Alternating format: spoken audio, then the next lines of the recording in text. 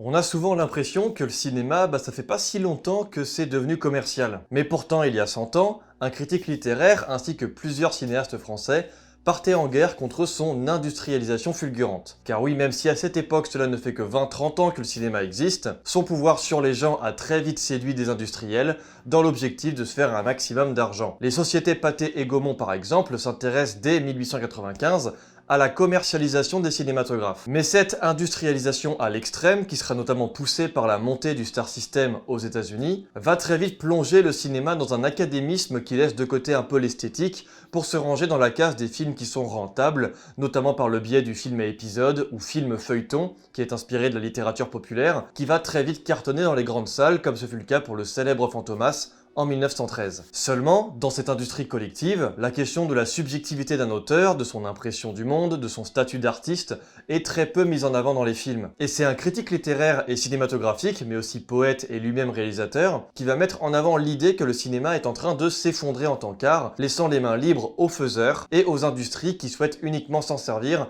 pour propagander, divertir bêtement ou s'enrichir. Quel drôle d'écho par rapport à notre époque. Et ce mec, c'est Louis Deluc. Louis Deluc naît en 1890 en Dordogne. À la suite d'études classiques, il commence à écrire des poésies puis des vers pour le théâtre, avant de s'intéresser au cinéma, à son analyse et à la critique. Et c'est durant son jeune âge que Louis va se poser des questions sur l'état du cinéma français. La Première Guerre mondiale fait naître des films étrangers propagandistes, et la menace des États-Unis dans leur monopole de contrôle inquiète le jeune homme de ce que vont devenir les réalisateurs et réalisatrices françaises. Pour lui, la plupart est bon à accepter de se faire dominer en acceptant le médiocre.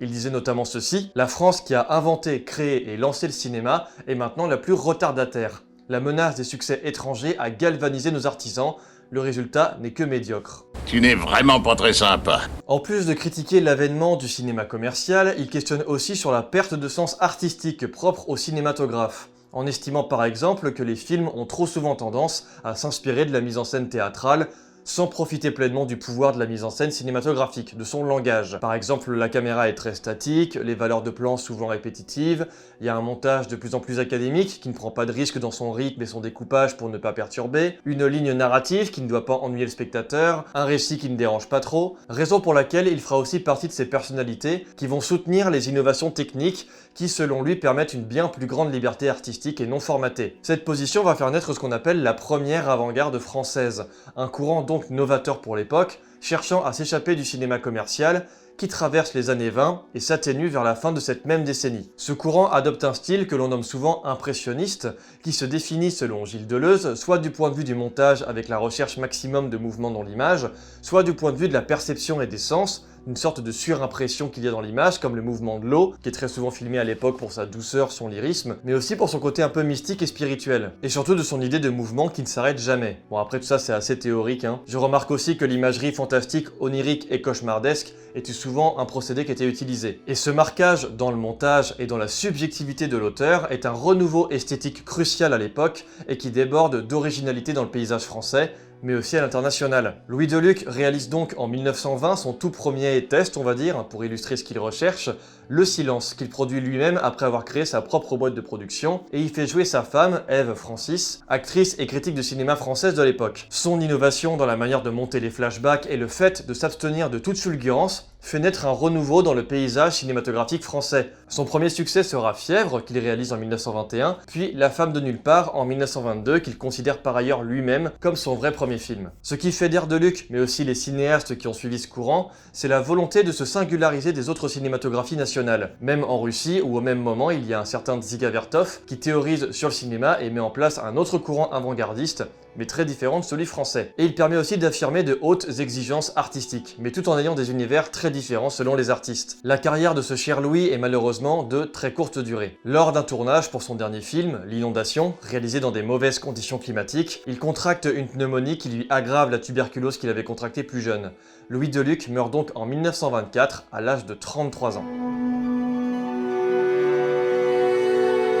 Mais ces films et ces prises de position ont bien sûr été soutenus par plusieurs cinéastes que Louis Deluc appréciait et admirait. Et même si ses œuvres aujourd'hui sont assez méconnues, son action a réellement lancé un petit mouvement cinématographique à l'aube du réalisme poétique. Et ce courant cinématographique mené en partie par Louis Deluc était composé de plusieurs grands cinéastes de l'époque, et parmi eux se trouve notamment Germaine Dulac, une réalisatrice française importante qui fait partie des premières dans le pays à considérer le cinéma comme un grand art, avec une capacité illimitée à se renouveler sans cesse. Elle réalise une quinzaine de films entre 1915 et 1930 et collabore avec Louis Deluc sur plusieurs courts-métrages. L'histoire retient de ses œuvres le film La souriante Madame Bedet, considéré par plusieurs historiens comme le tout premier film féministe de l'histoire, critiquant la vie conjugale petite bourgeoise. Son œuvre entière est par ailleurs entourée de mysticisme poétique qui va beaucoup influencer le réalisme du même nom, qui apparaîtra quelques années plus tard. Il y avait aussi Jean Epstein, un des créateurs de la Cinémathèque française et auteur connu pour sa célèbre adaptation de l'œuvre de Edgar Allan Poe,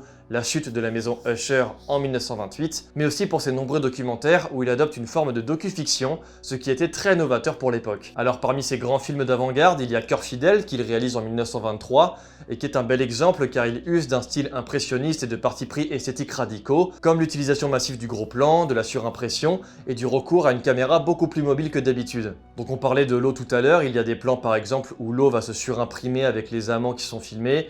Il y a une adéquation qui fait naître des interprétations esthétiques. Marcel L'Herbier est aussi un cinéaste réputé de l'avant-garde française. Avec son film Inhumaine, sorti en 1924, il questionne la modernité sur un style impressionniste et avec une architecture assez particulière, et il s'entoure pour ça des plus grands artistes de l'époque pour la concevoir. Et même si c'est un échec commercial, il manifeste clairement l'aspiration de cette nouvelle génération de cinéastes qui cherchent à considérer le cinéma comme le 7e art, et non un simple divertissement. C'est son film L'Argent, en 1929, qui est considéré comme son meilleur film de l'époque avant-gardiste. Il met en avant un montage dynamique, subjectif, et comme Epstein, use de la mobilité de la caméra. L'image pulsion et l'esthétique du contemplatif caractérisent le film. Le parlant n'est pas encore là, mais le cinéaste va suggérer le son par une perception subliminale en incorporant des images d'un orchestre, de danse, des vrombissements d'avions, etc. Et dans cette volonté de redorer le cinéma en le présentant comme un grand art, L'Herbier disait notamment ceci à l'époque: « On voulait se frayer une voie dans le domaine de l'art avec d'autant plus d'obstination que l'on travaillait dans une atmosphère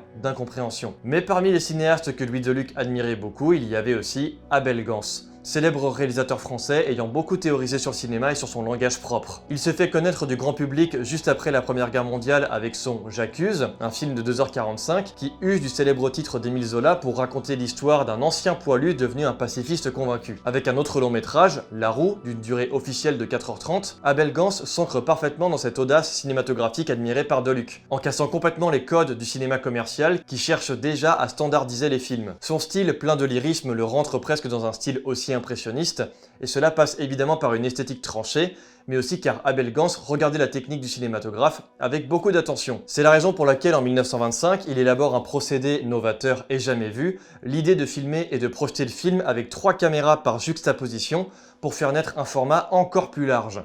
Et cet effet permet au réalisateur de prendre des partis pris très radicaux. L'image déjà est 3 fois supérieure au format standard de l'époque, mais surtout ce choix lui permet par exemple de répéter la même scène sur les 3 écrans, de projeter 3 points de vue différents d'une même scène, ou bien l'obtention d'une symétrie par inversion de l'image latérale. Gance nomme cette technique polyvision et dit notamment ceci dessus: « Dans certains plans, j'ai superposé jusqu'à 16 images. Elles tenaient leur rôle potentiel, comme 50 instruments jouant dans un concert. Ceci m'a conduit à la polyvision ou triple écran, présentant à la fois plusieurs dizaines d'images. La partie centrale du triptyque, c'est de la prose et les 2 parties latérales sont de la poésie. Le tout s'appelant du cinéma. » Et le film dont il parle, c'est bien sûr l'un des plus grands films de l'époque, mais aussi l'un des plus chers et difficiles jamais produits dans l'histoire du cinéma français, en partie grâce à la folie outrancière de son créateur. C'est son fameux Napoléon qu'il sort en 1927 et que je conseillerais aux droitards qui regardent cette vidéo. «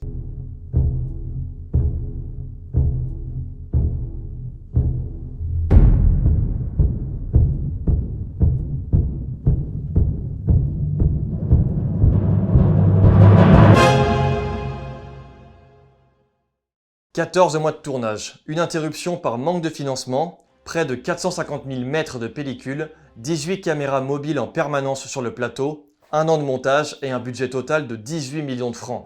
Il aura fallu 5 ans au total, de la naissance du projet à sa sortie au cinéma, à Abel Gance pour mener à bien l'objectif de réaliser Napoléon. À la base imaginé comme une fresque couvrant l'ensemble de la vie de l'empereur, qui serait répartie sur 6 ou 7 films, celui-ci prend des tournures impressionnistes, transforme des séquences de bataille en relief animé, joue sur le montage furieux, ses cadrages parfois insolites, ses jeux de lumière, et surtout ne s'ancre dans aucun autre genre, tantôt dramatique, tantôt purement poétique, tantôt expérimental. Le Napoléon d'Abel Gance est une œuvre cinématographique qui est colossale et qui use justement de ce procédé de polyvision pour faire naître un parti pris esthétique novateur et très différent, qui souligne des émotions particulières aux spectateurs. On peut dire que c'est un peu l'une des premières grosses tentatives du cinéma d'auteur en grand spectacle en France. Mais à sa sortie, Napoléon ne trouve pas son public. Le film sort à une période où le mouvement d'avant-garde commence à faiblir. Louis Deluc est mort depuis 2-3 ans, et surtout l'arrivée du sonore vient enterrer le projet. On lui reproche aussi d'user d'aspects techniques certes jamais vus, mais qui prêchent sur le fond et l'esthétique pure. Malgré cette faillite financière qui a beaucoup marqué Abel Gance, il sonorise son film en 1934 avec l'arrivée des progrès techniques sonores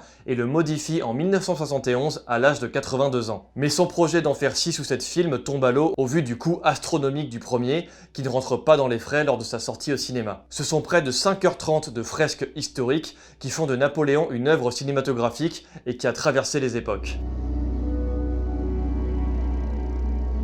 La mort de Louis Deluc et du courant n'empêche pas pour autant les cinéastes inspirés de vouloir défendre l'authenticité de l'artiste et du procédé du cinématographe. La plupart cités continuent de faire des films jusqu'aux années 30 et 40, et certains, comme René Clair, qui a démarré au début des années 20, va prolonger ce mouvement en le transformant en un autre courant avant-gardiste qui va davantage questionner le rapport au cinéma, à la modernité, au progrès technique, sous un aspect plus surréaliste et dadaïste. C'est de ce courant notamment que va apparaître Louis Buñuel, célèbre réalisateur qui va clairement chercher dans le genre surréaliste. Alors personnellement, ce sont pas des films qui moi me marquent particulièrement, car l'impressionnisme n'est pas vraiment un genre qui me touche. Alors c'est sûrement lié à ma sensibilité qui trouve que ça manque parfois d'authenticité. Néanmoins, il en résulte des plans d'une incroyable beauté et d'une audace assez folle qui ont tendance à me rester dans le crâne. Et ce n'est pas pour rien que ce courant a fait naître le génie de certains cinéastes voulant sortir du moule, qui ont à leur tour inspiré d'autres artistes dans les années à venir, comme Alain Resnais qui dans les années 60 use pas mal d'une ambiance impressionniste dans ses films, voire surréaliste, comme l'année dernière à Marianne Bad que je vous conseille fortement.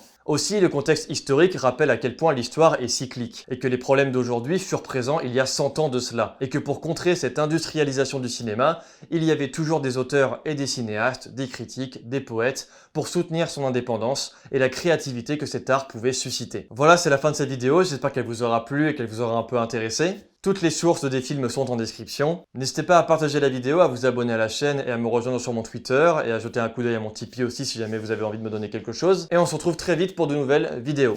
Ciao!